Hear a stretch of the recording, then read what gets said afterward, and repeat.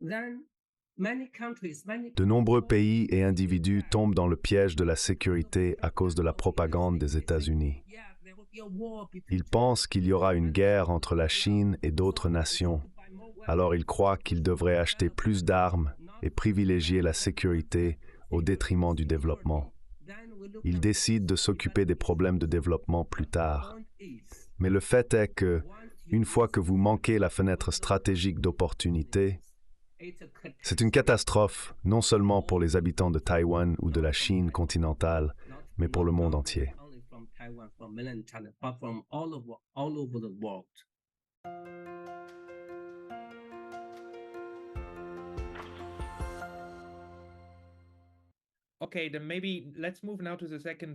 D'accord, passons à la deuxième partie et parlons de Taïwan. Pour commencer, êtes-vous préoccupé par un conflit militaire entre la République populaire de Chine, le continent, et la République de Chine, Taïwan? Voulez-vous dire entre la Chine et les États-Unis au sujet de Taïwan, ou entre les deux gouvernements chinois, c'est-à-dire entre le continent et Taïwan? Cela pourrait être soit entre le continent et Taïwan, soit entre la Chine et les États-Unis.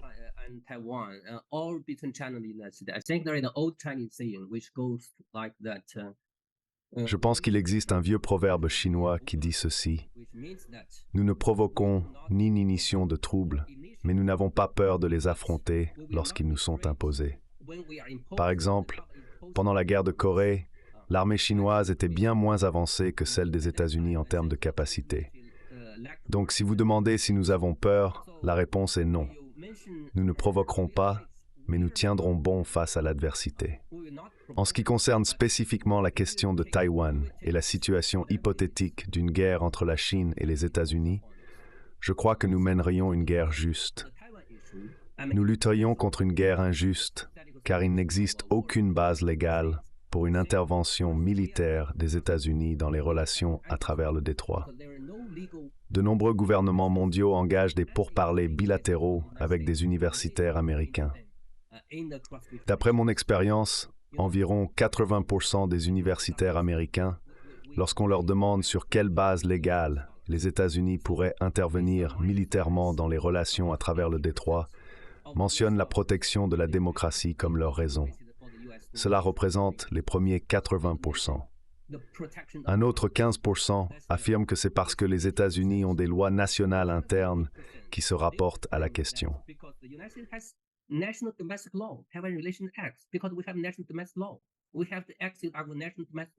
Nous avons accès au droit national interne pour une intervention militaire.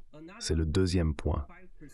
Troisièmement, 5% supplémentaires d'universitaires américains affirment très ouvertement et franchement que Taïwan est un porte-avions non autorisé que les États-Unis ne peuvent pas se permettre de perdre.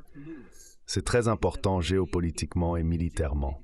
Donc c'est une opinion très franche. Cependant, il n'y a pas de base légale.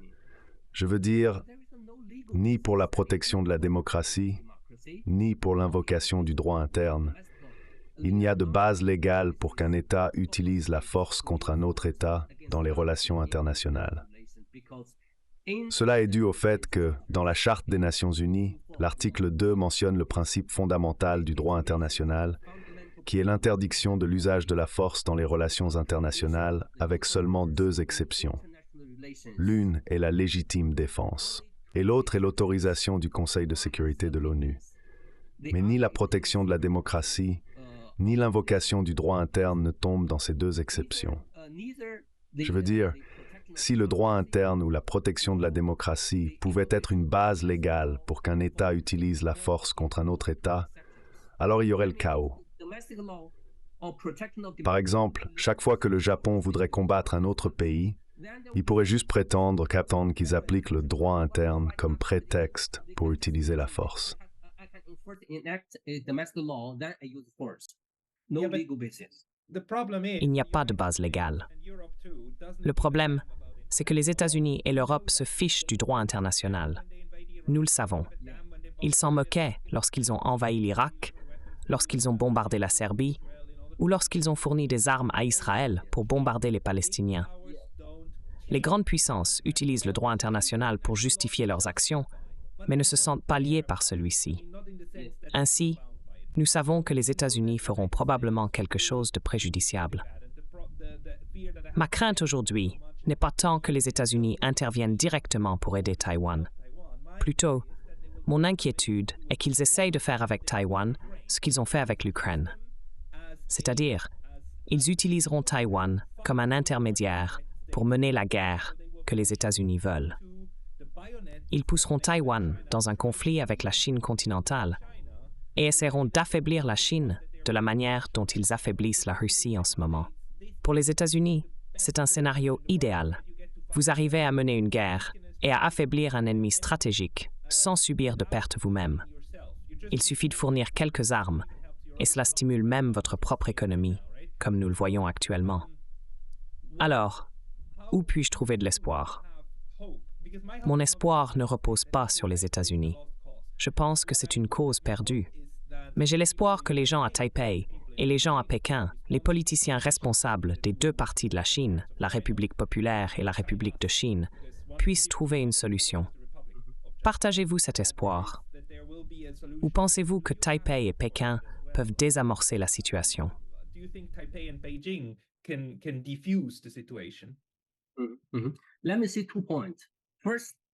Je veux souligner 2 points. Premièrement, si des forces militaires interviennent en Chine, qu'elles viennent. Nous n'avions pas peur pendant la guerre de Corée et nous ne sommes certainement pas effrayés par un potentiel conflit futur entre la Chine et les États-Unis. La comparaison entre la Chine et les États-Unis ne concerne pas qui a les armes militaires les plus avancées, ni qui peut gagner la guerre. Il s'agit de savoir qui peut se permettre de perdre la guerre. En Chine, nous pouvons tout sacrifier pour gagner parce que nous croyons que c'est une guerre juste, une cause sacrée pour tous les Chinois. Même les gens ordinaires dans la rue vous diront que s'il s'agit de se battre pour Taïwan, ils seraient prêts à sacrifier leur vie. Nous sommes prêts à tout et à tous sacrifier pour la victoire dans cette guerre potentielle. C'est le premier point que je veux faire. Nous n'avons pas peur. S'ils osent venir, qu'ils viennent. Je serai le premier à aller sur le champ de bataille. Deuxièmement, comme vous l'avez mentionné, je suis tout à fait d'accord avec vous. Vous, moi et beaucoup d'autres, non seulement de Chine et de Taïwan, mais aussi du monde entier, devrions révéler la vérité. Nous ne devrions pas tomber dans le piège de la sécurité que vous venez de décrire. C'est en effet un piège de sécurité, que ce soit pour les Philippines ou pour Taïwan. Et c'est cet attirage sur des sortes de goals particulièrement. They would like to invite the kind of agent war. They just provide some weapons, and then either for Philippines or Ils se contentent de fournir quelques armes. Et ensuite, que ce soit pour les Philippines, le Japon, l'Inde ou Taïwan, ils préfèrent rester en retrait. Puis vous combattez ensemble. Ils gagnent tout parce qu'ils ne se soucient pas de la vie des gens. Ainsi, la paix est un intérêt commun pour les deux parties de la région du détroit de Taïwan. La paix est un intérêt commun pour les peuples de toute la région Asie-Pacifique. La paix est un intérêt commun pour tous les citoyens du monde.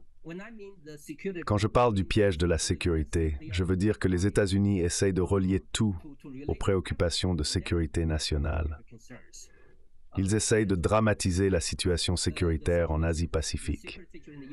De nombreuses ressources de ces pays auraient dû être consacrées à leur développement. Ces ressources auraient dû être utilisées pour prendre soin des inondations au Pakistan, de la catastrophe humanitaire en Afghanistan, de la famine en Somalie, voire des incendies en Californie. Au lieu de cela, à cause du piège de la sécurité, elles sont utilisées pour alimenter la course aux armements. Les États-Unis font partie du piège de la sécurité. Puis de nombreux pays et peuples tombent dans le piège de la sécurité à cause de la propagande des États-Unis. Ils pensent qu'il y aura une guerre entre la Chine et d'autres pays, donc ils devraient acheter plus d'armes. Ils donnent la priorité à la sécurité plutôt qu'au développement. Ce n'est pas mettre le développement en premier, c'est mettre la sécurité en premier. Ensuite, nous pouvons nous occuper des questions de développement.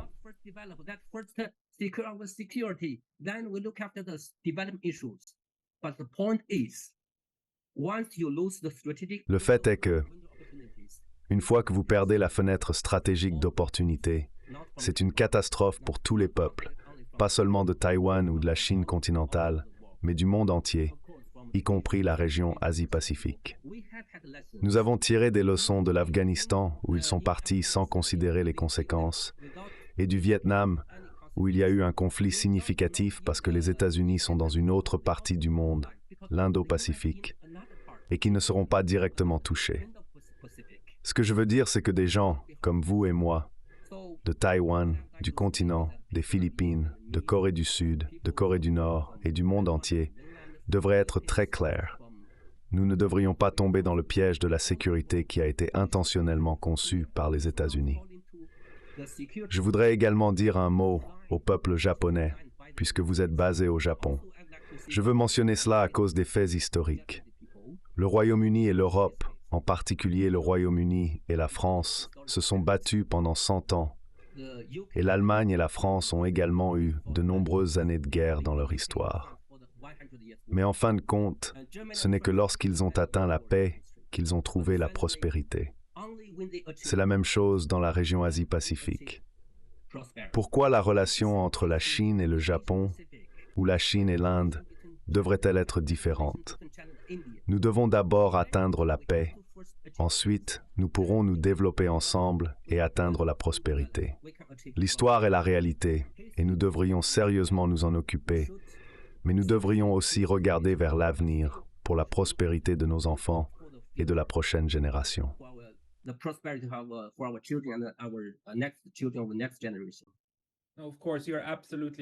Vous avez tout à fait raison, et je suis d'accord avec vous. Le problème, c'est que la paix est une entité fragile, facilement détruite lorsqu'elle est piétinée. Taïwan est un point chaud parce que c'est un vestige du conflit de la Seconde Guerre mondiale. En fait, depuis 1949, il n'y a eu aucun accord entre Taipei et Pékin concernant qui gouverne qui et dans quelle configuration. Le conflit autour de Taïwan portait à l'origine sur la question de qui représente la Chine. De 1949 jusqu'aux années 1980, Taipei prétendait être le gouvernement légitime de la Chine. C'est pourquoi il existe encore des entités comme China Airlines et la Banque de Chine. Beaucoup de choses à Taïwan sont nommées Chine parce que pendant longtemps, Taipei a agi comme si elle était la capitale de la Chine. Il est devenu absolument clair que Taipei ne serait jamais reconnue comme la capitale de toute la Chine et que Chiang Kai-shek ne reprendrait jamais le continent. Essentiellement, nous avons une situation semblable à celle de la Corée du Nord et du Sud, avec une Chine du Nord et une Chine du Sud, mais nous ne la présentons pas comme telle.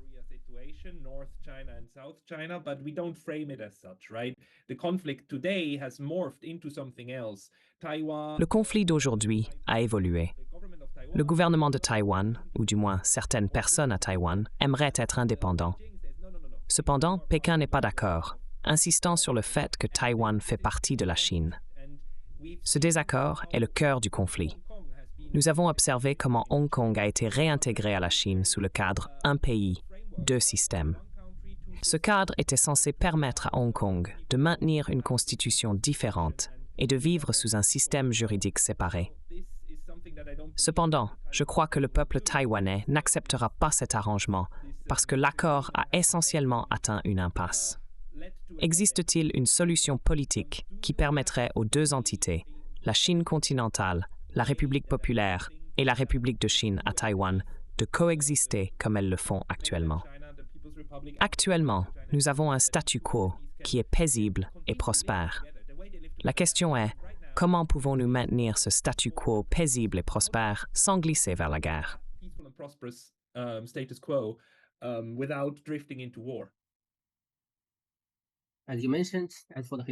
Comme vous l'avez mentionné, en ce qui concerne le contexte historique, les racines du conflit remontent à la guerre civile chinoise qui s'est terminée en 1949. Le Parti communiste est sorti victorieux sur le continent, établissant la République populaire de Chine, tandis que le Parti nationaliste, dirigé par Chiang Kai-shek, s'est replié sur Taïwan et a continué à y régner, maintenant la République de Chine. Cette scission a abouti à deux gouvernements distincts, chacun revendiquant être le gouvernement légitime de toute la Chine, incluant à la fois Taïwan et le continent. C'est le conflit historique. Quant à la position politique des deux côtés, la République populaire de Chine considère Taïwan comme faisant partie de son territoire et plaide pour une réunification éventuelle par des moyens pacifiques. Cependant, elle n'exclut pas l'utilisation de la force si nécessaire, comme stipulé dans sa loi. D'autre part, à Taïwan, il existe une gamme de perspectives parmi sa population. And Taiwan, however, has a varied perspective among its population. Before Taiwan came to regime, Avant que le régime actuel de Taïwan ne prenne le pouvoir, un pourcentage significatif de personnes plaidaient pour une réunification avec la Chine continentale. Cependant, après l'entrée en fonction de Tsai Ing-wen, le soutien à la réunification a diminué. Aujourd'hui, il y a des partisans de la réunification avec le continent, certains qui sont en faveur de l'indépendance formelle et d'autres qui préfèrent maintenir le statu quo. Je pense que la clé implique deux éléments. Premièrement, il y a eu un changement de position de certains responsables locaux taïwanais. Ils sont passés de la revendication d'être le gouvernement légitime de toute la Chine à la recherche de l'indépendance pour la petite île de Taïwan seulement. Pour mettre cela dans un contexte japonais, ce serait comme si Hangzhou prétendait être un pays indépendant au lieu de faire partie de la Chine. Le deuxième élément concerne l'influence des États-Unis. Les États-Unis utilisent leur influence pour soutenir le statut séparé de Taïwan. C'est un exemple typique d'hégémonie. Les États-Unis soutiennent la séparation de Taïwan, qui fait originellement partie de la Chine, en raison de la compétition géopolitique et du désir de gain géopolitique. Ils ne permettraient pas au pays continental de reprendre cette province. Donc c'est juste de l'hégémonie. Il n'y a aucune justification légale ou sensée. C'est simplement de l'hégémonie que les États-Unis exercent ici.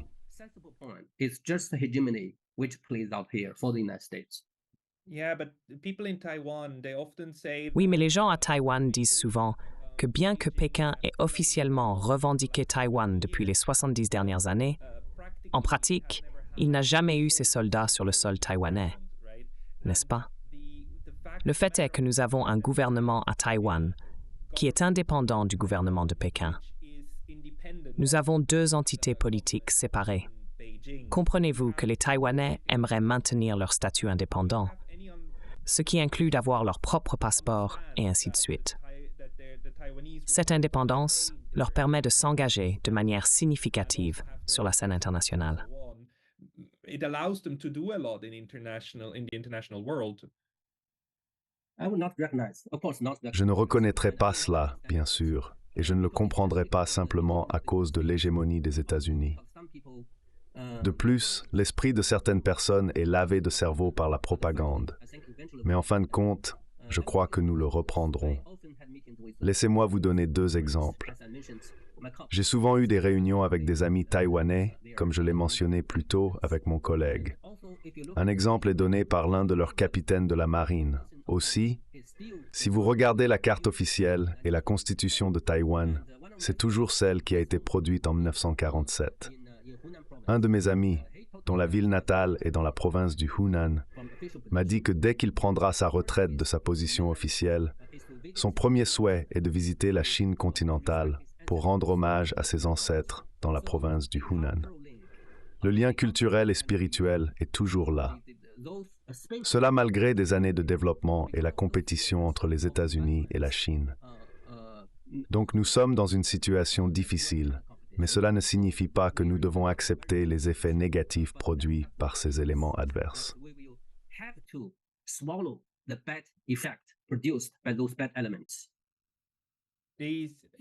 Je comprends également votre position. Lorsque je considère les relations internationales, il existe plusieurs moyens d'atteindre un accord bénéfique pour toutes les parties. Prenons la Mongolie comme un exemple fascinant. Si vous regardez une carte officielle de l'ancienne République de Chine, elle incluait Taïwan, la Chine continentale et la Mongolie. Puis tout a changé pendant la guerre civile. Mais même avant cela, lorsque la République de Chine a été établie en 1911, la Mongolie a déclaré son indépendance. L'indépendance de la Mongolie extérieure n'a pas été reconnue par Pékin ou Taïwan pendant longtemps. En fait, lorsque la République de Chine occupait le siège du Conseil de sécurité, elle a bloqué la reconnaissance de la Mongolie et son entrée à l'ONU pendant une période prolongée. C'était l'une des rares questions sur lesquelles la République et la République populaire de Chine étaient d'accord, toutes deux insistant sur le fait que la Mongolie n'était pas indépendante.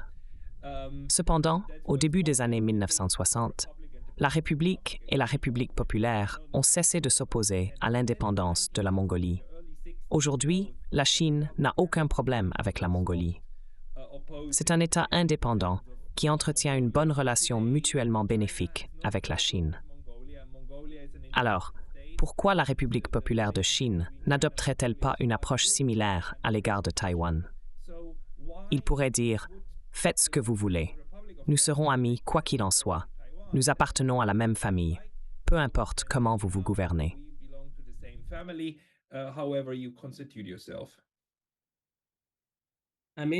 L'histoire est façonnée par de nombreux facteurs qui se déroulent.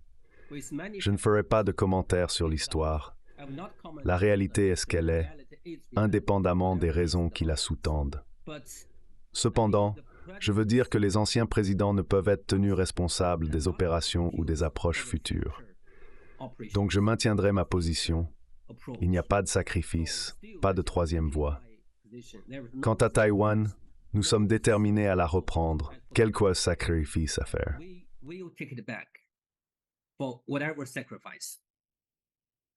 D'accord. Avez-vous des conseils pour le processus de réunification? Comment pouvons-nous le rendre bénéfique pour toutes les parties? Quelle est la vision pour garantir qu'il ne s'agit pas seulement de reprendre le contrôle, mais aussi de créer quelque chose de bien?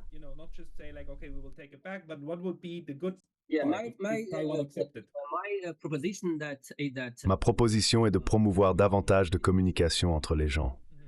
Plus il y a de communication, plus je crois que l'esprit des gens changera progressivement. D'abord, nous ne pouvons pas imposer cela. Nous devons accepter le statu quo en raison de la concurrence entre la Chine et les États-Unis et de la présence des USA.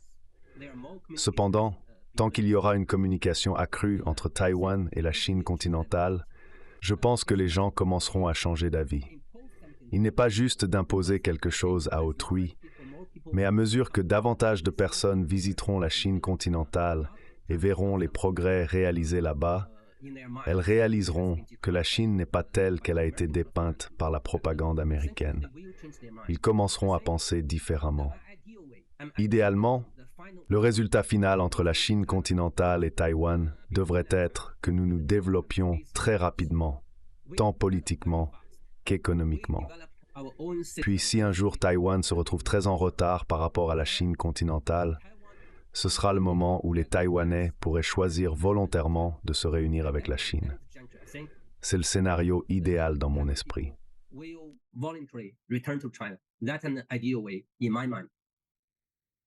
Oui, et cela pourrait être une voie possible à suivre. Prions tous pour des relations pacifiques dans le Pacifique et dans le monde. Merci beaucoup, Capitaine Tian, pour votre perspective et votre temps aujourd'hui.